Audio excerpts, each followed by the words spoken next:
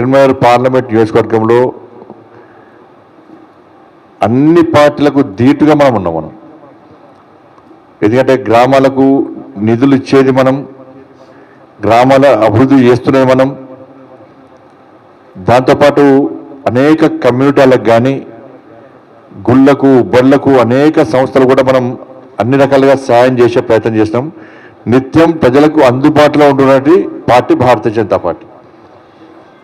కాబట్టి బీఆర్ఎస్ మీద ప్రజల్లో కూడా పూర్తి వ్యతిరేకత ఉంది. ఆ వ్యతిరేకత ఉంది కాబట్టి కాంగ్రెస్ పార్టీకి ఓటేసారు. కాంగ్రెస్ పార్టీ మీద ప్రేమతో ఓట్లేని వాళ్ళు బీఆర్ఎస్ మీద వ్యతిరేకతను కాంగ్రెస్ పార్టీకి ఓటేసారు. బీఆర్ఎస్ మీద ఇంకా వ్యతిరేకత ఉన్నది, ఇంకా వాళ్ళ అహంకారం దగ్గరలేదని చెప్పి ఆలోచన ప్రజల లోపల ఉంది. బీఆర్ఎస్ పార్టీకి ఎట్టి బస్సులో ఓటేం.